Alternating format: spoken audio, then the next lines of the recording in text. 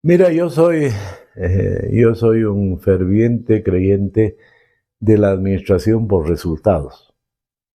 Yo creo que todo proyecto, todo plan tiene que dar un resultado, ¿no es verdad? Entonces, por ejemplo, para proyectos importantes, hace 25 años, yo me reúno con el equipo y les digo, hagamos un cronograma, eh, ¿cuánto se necesita? Y yo los dejo hablar y demás. A algunos les digo, pero antes hemos hecho mejor que esto. E incluso a las empresas externas, ¿cuánto tiempo van a tardar?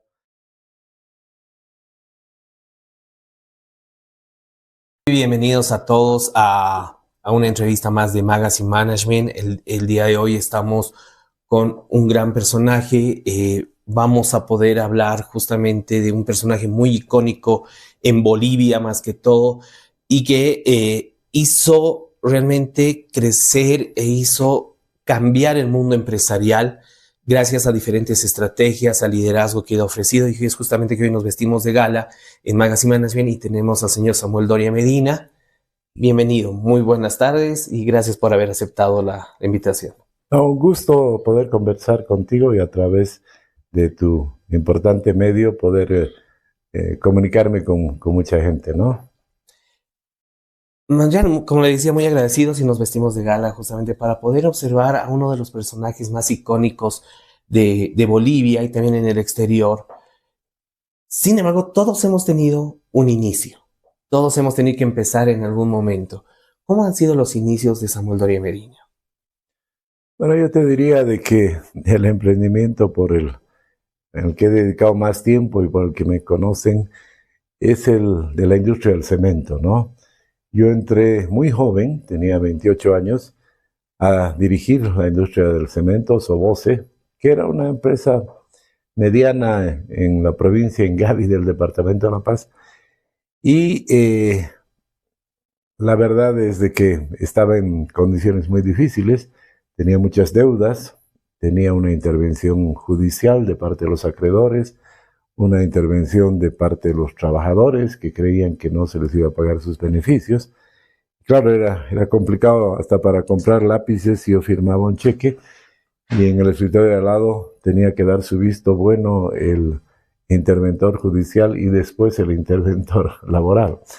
Pero bueno, me hice cargo de la empresa, era un gran desafío y junto a muchos profesionales bolivianos, técnicos, obreros, fuimos sacando adelante esta industria, pagamos las deudas, empezamos a mejorar la producción, a crecer.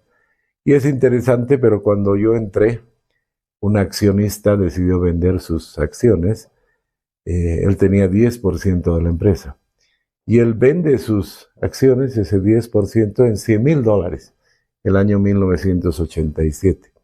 Bueno, eso nos da idea de que como estaba mal la empresa, el país estaba saliendo de la hiperinflación. Entonces, el valor total de la empresa era de $1,000,000. Si el 10% era 100,000, $1,000,000 valía la empresa. Y bueno, yo he trabajado poco más de 27 años al frente de esta industria y con mi familia hemos ido comprando acciones porque teníamos fe en la empresa. Y ha llegado un momento que yo dije, ya he hecho todo lo que tenía que hacer en esta industria, se ha integrado horizontalmente, verticalmente, presencia nacional, nada que envidiar a las industrias de los países vecinos, y decidimos buscar un comprador. Y encontramos un comprador que nos pagó $300 millones por el 50%. O sea, la industria cuando yo salí tenía un valor total de $600 millones. Cuando yo entré valía 1 millón, cuando yo salí valía 600 millones. Entonces, creo que este trabajo que hice en la industria del cemento y convertir a una empresa prácticamente quebrada en una de las principales industrias del país, ha sido el mayor desafío que he tenido y que me ha tomado una buena parte de mi vida. Nos hablamos de grandes desafíos y de convertir una empresa de 1 millón en 600 millones. ¿Cuáles son aquellos valores que lleva Samuel Doria Medina tanto en su vida como en la empresa que los implementa para poder convertir una empresa de 1 millón a una empresa de 600 millones? Bueno, yo te diría que los valores que me inculcó mi padre, también mi mamá, fue de que en la vida hay que hacer las cosas poniéndolo con claridad sin joder a nadie, hacer las cosas sin hacer daño a nadie y cumplir las leyes para poder tener emprendimientos, proyectos sostenibles y además dormir tranquilo, ¿no? Entonces, por esa razón, yo siempre he pagado lo que dice la ley a los trabajadores, he pagado los impuestos y, por ejemplo, en el gobierno de Evo Morales, que yo no era amigo, me han tratado de abrir 20 juicios, penales, civiles, administrativos, de responsabilidades. Pero yo me reía en sus caras porque yo he hecho bien las cosas en la vida, entonces no podían prosperar esos juicios y no prosperaron, ¿no? Como un amigo me dice, si vos alguna vez hubieras comprado sin factura, ya estarías en Chonchocoro. Pero hasta cuando voy a mi peluquero aquí en San Miguel, le pido mi factura, él reniega, me cobra más, pero me da factura. Entonces, desde ese punto de vista, creo que eso me ha permitido hacer proyectos que no han encontrado obstáculos, o que han encontrado obstáculos, pero que los hemos salvado, ¿no? Entonces, esos valores creo que son muy importantes. Y también creo la humildad, ¿no? Yo siempre digo, si se me hubieran subido los humos a la cabeza por haber hecho crecer una empresa de 1 millón a 600 millones y ya no escuchara, seguramente hubiera perdido todo lo que he hecho, pero no, yo sigo convencido de que 3 cabezas piensan mejor que una y sigo trabajando en equipo y tengo un excelente equipo y sigo haciendo proyectos nuevos y voy a seguir haciendo y sigo diciendo por favor y sigo diciendo gracias. Entonces, eso me permite seguir avanzando. Nos acaba de mencionar que el escuchar es algo muy importante. ¿Cómo la gente puede aprender a escuchar y no a oír? Que es lo que hoy se ve bastante en emprendedores, empresarios, personajes. Oír más que escuchar. ¿Cómo podemos incentivar o cómo podemos ir trabajando la escucha activa? Bueno, en el siglo XXI, donde hay tanta información, eh, creo que el que tiene éxito es el que sabe seleccionar la información, el que sabe escuchar adecuadamente a la persona correcta, ¿no es verdad? Yo digo que básicamente mi trabajo consiste en estar bien informado, destino buena parte del día a informarme, para cuando tenga que tomar una decisión, tome una buena decisión por estar informado. Y cuando hay un tema muy grande, estratégico, yo escucho a las personas que considero que tienen una opinión, un criterio adecuado. Yo escucho bastante y llega un momento que tomo la decisión, ¿no? Muchas veces no están de acuerdo con mi decisión, pero yo tengo que tomar la decisión, yo soy el que tengo la responsabilidad.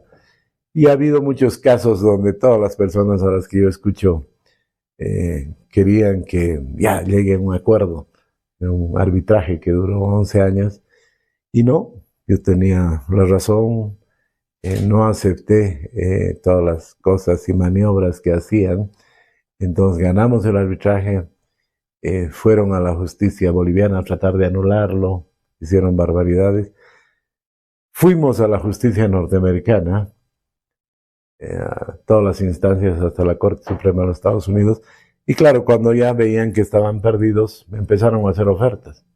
Ya acordemos por 10 millones, por 20 millones, por 30 millones. Y yo no, decía no. Y claro, mucha gente, mis colaboradores, mis hijos, me decían aceptar, ya de una vez, tanto tiempo. Y no, yo no acepté eso y llegamos hasta el final. Y recibimos lo que correspondía en el arbitraje, más los intereses y los gastos que habían significado llegar a eso. Y obtuvimos una cantidad mucho más grande que nadie pensaba en ningún momento que podíamos obtener, ¿no? Pero hay oportunidades en las cuales, pese a escuchar a mucha gente, mi intuición, mi conocimiento me ha llevado a tomar una decisión distinta a la que he escuchado y me ha ido bien, ¿no? La información es vital y nos los acaba de mencionar, pero estamos en un mundo donde la información nos dice de todo. Bueno, los medios de comunicación, las redes sociales nos inundan de muchas situaciones. ¿Dónde podemos recabar información que nos permita tomar decisiones? He estado en una reunión muy interesante donde un experto en este tema decía, hace 20 años, el editor del Mundo era el New York Times. Entonces, para saber qué pasa, para escuchar qué va a pasar más adelante, uno leía el New York Times, leía su editorial, sus artículos de opinión. Pero él dice, tenemos que aceptar que poco menos de 20 años, el New York Times ya no es el editor del Mundo y el Facebook se convirtió en el editor del Mundo porque en el Facebook había información, había novedades con una velocidad mucho mayor que la que tenía el New York Times, ¿no? Y un alcance global. Entonces, y él decía, y tenemos que aceptar que el Facebook ha dejado de ser el editor del Mundo y que nos guste o no nos guste, el editor del Mundo ahora es el TikTok. Es donde hay más información. Una de cada 7 personas en el mundo está conectada al TikTok. Ahí se puede conocer sobre absolutamente todos los temas, tener información mucho más rápido. Entonces creo que está claro de que hay una evolución de dónde se consigue la información. Y este experto también decía, y tenemos que estar conscientes que unos pocos años seguramente ya no será el TikTok y será otro. Y tenemos que tener la capacidad para adaptarnos, ¿no? Yo siempre les menciono a los jóvenes de que el que triunfa no es el más fuerte.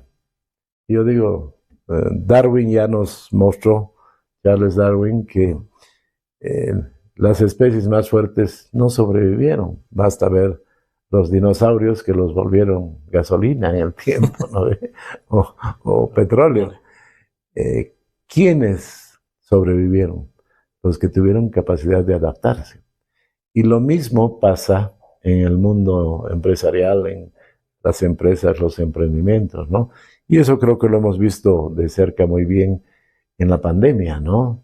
Nosotros en Burger King nos dimos cuenta de la situación de los cambios y empezamos a trabajar con pedidos ya muy rápidamente. Y había un momento que más de la mitad de nuestras ventas eran a través de pedidos ya. Y hacíamos publicidad a través de las redes. Y no tuvimos un golpe importante en la pandemia.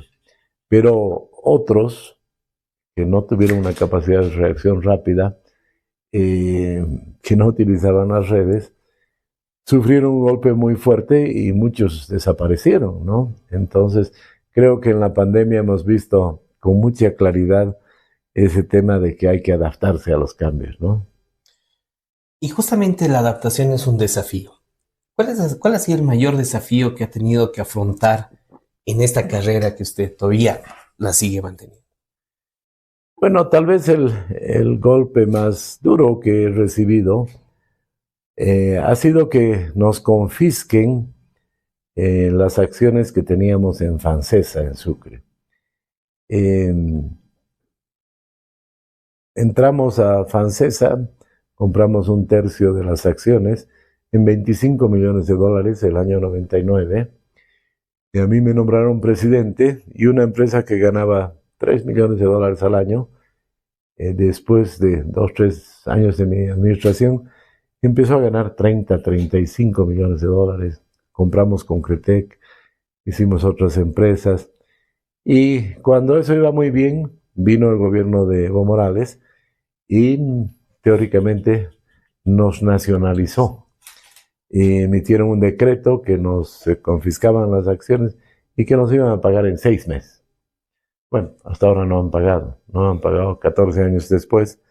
Y lo que más me da pena a mí es que Fancesa, que era una industria tan importante para Chuquisaca, ahora tiene pérdidas y pérdidas. Debe sueldos 3 meses a sus trabajadores, ha vendido más de 100 millones de dólares de cemento a crédito, que es irrecuperable.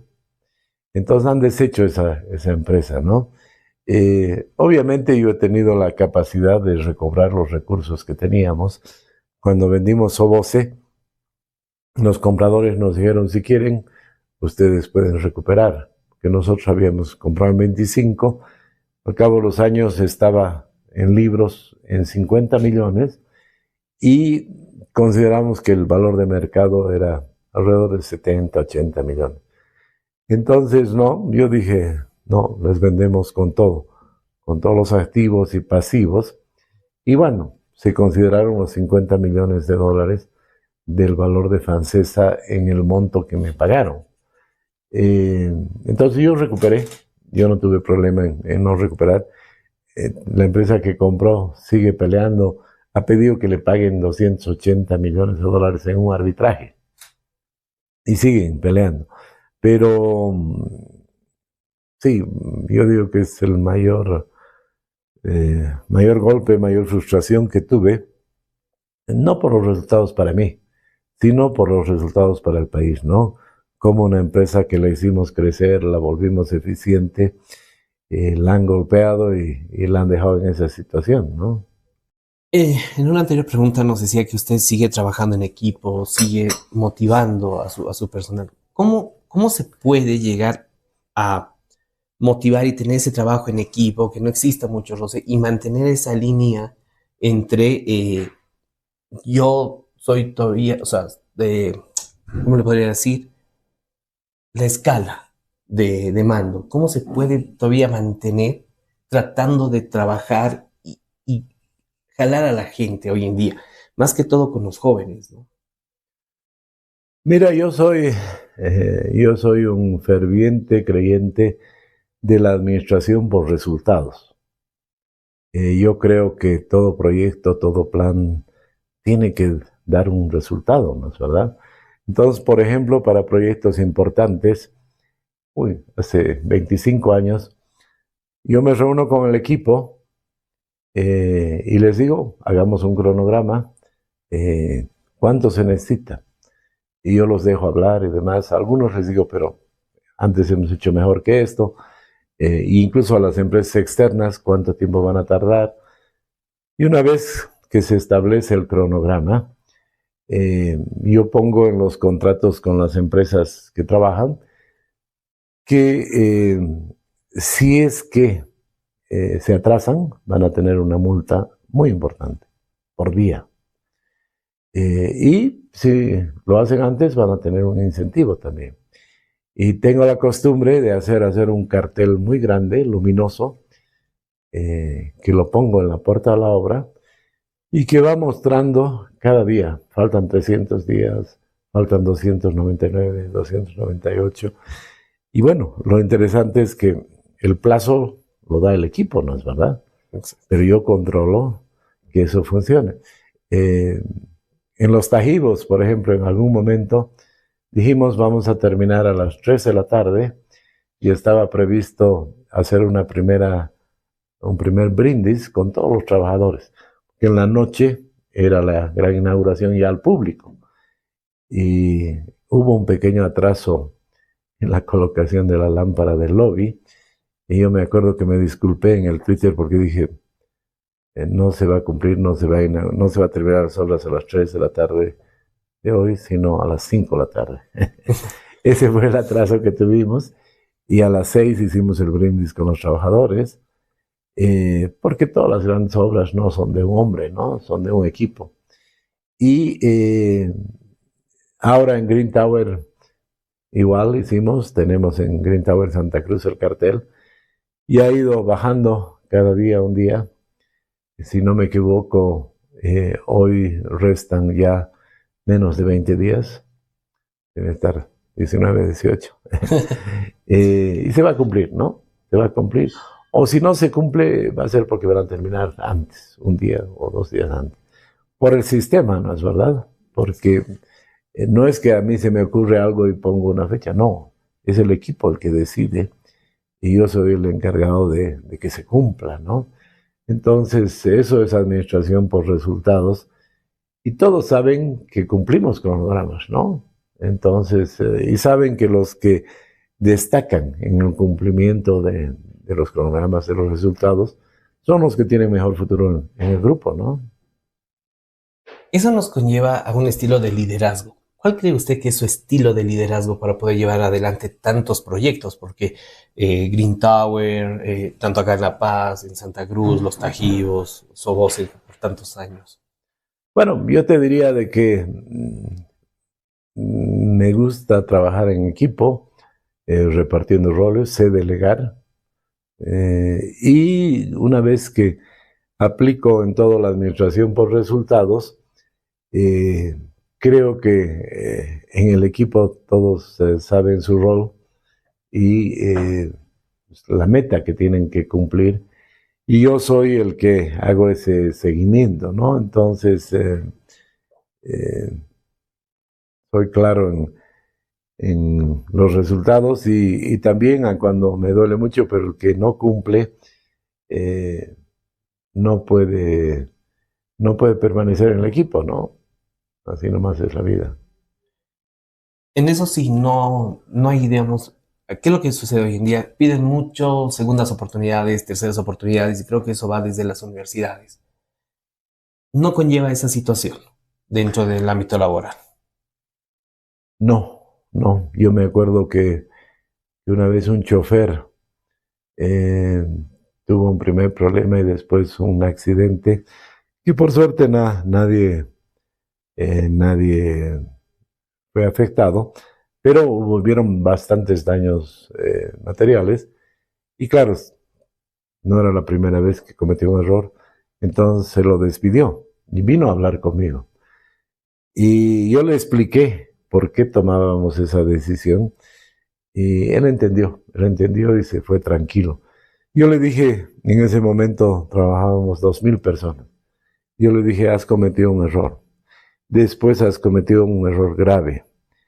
Si te perdonamos, la señal a las 2000 personas va a ser de que uno no tiene que ser cuidadoso, no tiene que cumplir, no tiene que cuidar las cosas de la empresa. Y si eso sucede, esto va a ir deteriorándose y va a afectar a 2000 familias. Entonces, para mí no es fácil tener que retirarte.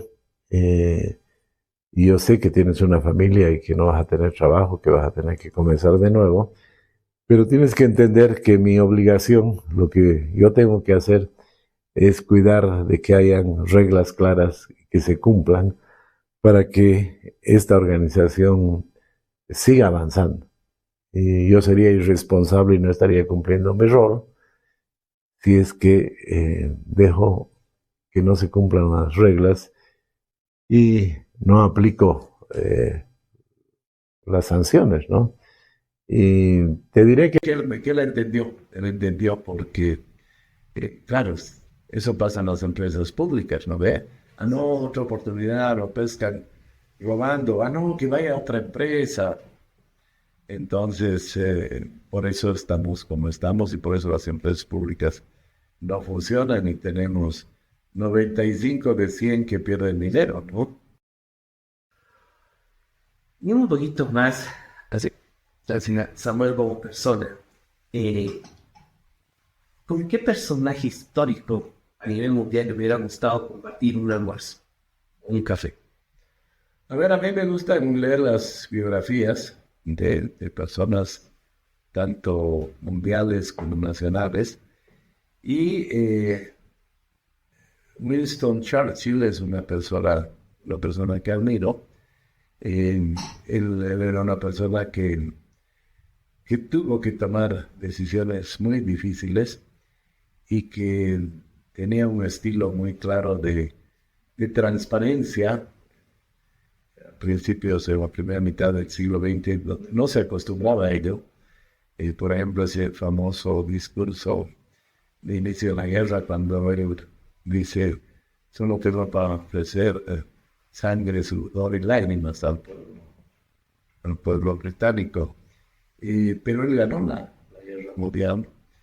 Él llevó adelante una serie de cambios tecnológicos muy importantes. En fin, es una persona que me gusta su estilo de dirección. Y a nivel nacional,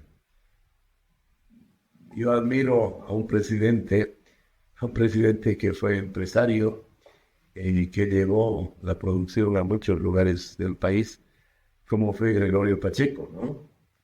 Fines del siglo XIX, fue presidente, empresario, y es interesante, pero en muchos lugares del país, por ejemplo, a mí me llamó mucho la atención cuando fui a Uribay, aquí en el departamento de La Paz, que me contaban que fue en la época del presidente Pacheco que se llevó la vid, que se llevó el durazno, que se llevó una serie de productos con los cuales ahora la población vive con su producción, ¿no? Y así en varios otros lugares del país, Pacheco se dio cuenta que la manera de progresar, de sacar la pobreza a las personas, era con la producción. Entonces, por eso admiro a Pacheco. ¿Cuáles son aquellas aplicaciones que utiliza para ejercerlo en su diario? Para poder tener tiempo, para poder liderar todo lo que usted tiene. Mi celular es una herramienta muy importante por el hecho de que es a través del celular que yo me informo. Tengo incluso en el celular una aplicación para revisar los titulares de muchos periódicos del país y del mundo, ¿no? Pero yo leo las noticias y los artículos que me interesan en mi celular. Entonces, mi principal herramienta es el celular. Tengo una computadora de oficina en mi casa, pero prácticamente uso demasiadas horas tal vez el celular. Mi esposa me critica mucho porque utilizo alrededor de 5 horas al día el celular, ¿no?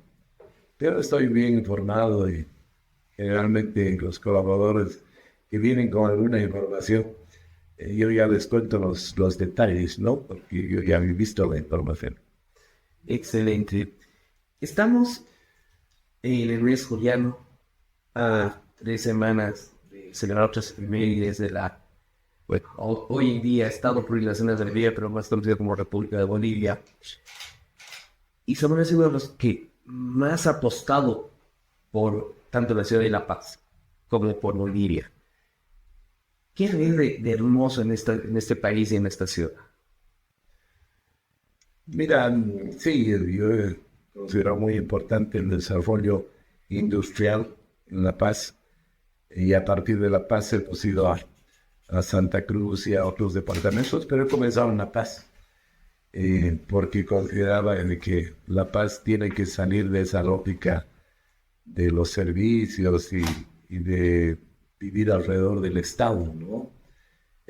Yo veo con preocupación que una parte de los empresarios paceños están preocupados todavía de venderle algo al Estado y están alrededor del gobierno de turno. Entonces, por eso es que invertí muchos años de mi vida en una industria para mostrar que se podía hacer industria sin nada que envidiar de los países vecinos. Pero después también me di cuenta de que no era suficiente. Yo generé miles de empleos en la industria del cemento, directa e indirectamente, y me di cuenta que no era suficiente, ¿no? y que lo que necesitábamos era miles, millones de nuevas empresas y que eso se lograba a través de los emprendedores, ¿no? Y que había que apoyar a los emprendedores porque cuando tengamos 1 millón de nuevos emprendedores en Bolivia, vamos a tener otro país, ¿no? Vamos a haber cambiado la matriz productiva, pues haber diversificado las exportaciones. Entonces, también a partir de La Paz, empecé a trabajar con emprendedores.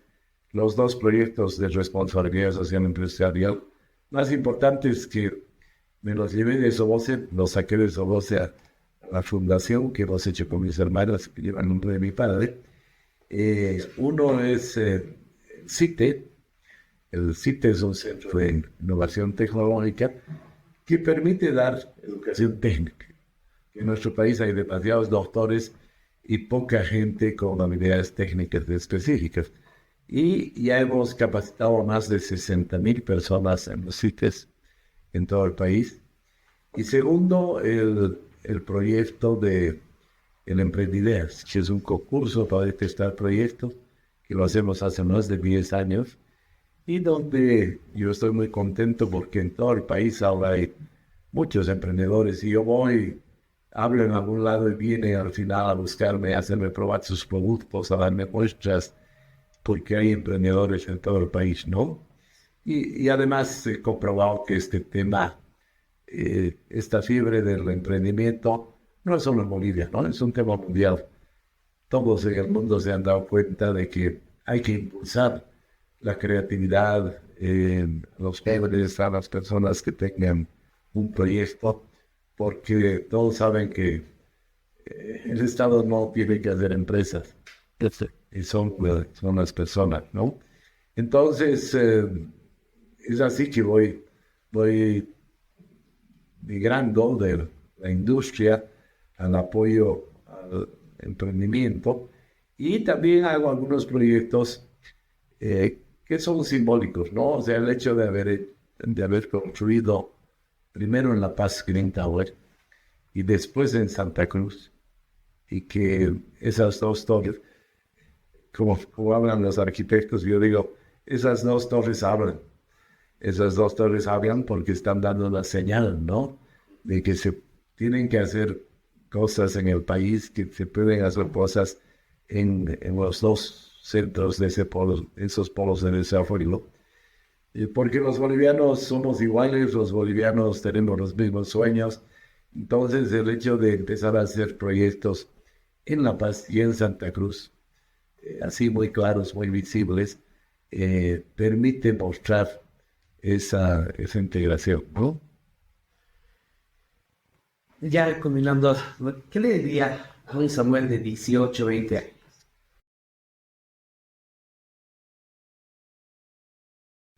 Tengo varios hijos, tengo 5 hijos, y para que no sea muy hipotético, cuando mis hijos han empezado a trabajar, un día vi en un canal que mi hijo contaba como que le había recomendado, y es real. Yo les recomendé que primero que hay que trabajar fuerte, o sea que yo trabajo más de las 8 horas, que hay que trabajar duro, número uno. Número dos, de que no hay que cometer la enfermedad del ejecutivo, del gerente. Yo he visto sobre muchas personas que las nombran, las ascienden, las nombran gerente, y ya creen que son de otro planeta, que ellos tienen que dirigirlo más, y no esforzarse, y que el resto tiene que hacer las cosas. Y ese es el peor error que una persona puede cometer. Muchas veces en un proyecto importante, si se necesita algo rápido, sacar una fotocopia, yo saco una fotocopia. Malo en eso, ¿no? En cambio, claro, los que tienen que jugar al gerente tal vez van a perder el plazo porque no estaban que sacaban fotocopias. Entonces, que nunca hay que cometer este error, ¿no? Y tercero, les recomendaba de que toda la vida se mide con resultados, ¿no? Entonces, que hay que tener un plan de acción para lograr resultados. en la tierra y en el cielo siempre al final le van a pedir resultados. Y un mensaje para los emprendedores bolivianos. A ver, a los emprendedores yo les digo que a lo largo de mi vida he encontrado que hay una actitud personal muy importante para lograr el éxito. Que he descubierto que el éxito está en no rendirse nunca, que aparecen obstáculos, problemas, gobiernos, burocracias, corrupción, pero si uno tiene un buen proyecto, si uno cumple las leyes, si uno tiene valores, no hay ninguna razón para que paren en el proyecto de TEC. Y que si uno no se detiene, y si uno continúa, si uno salta los obstáculos, va a tener éxito.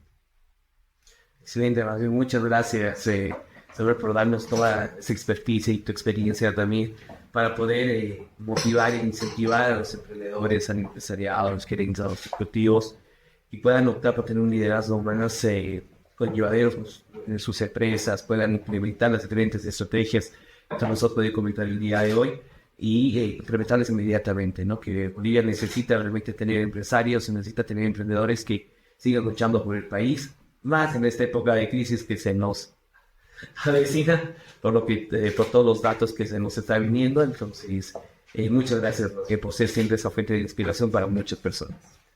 Gracias a ti y vamos a tener un buen resultado si lo que hemos hablado esta tarde les sirve a las personas que te siguen. No, más bien muchas gracias y como decía, escuchemos que creo que es uno de los pilares más importantes para poder seguir creciendo. Muchas gracias.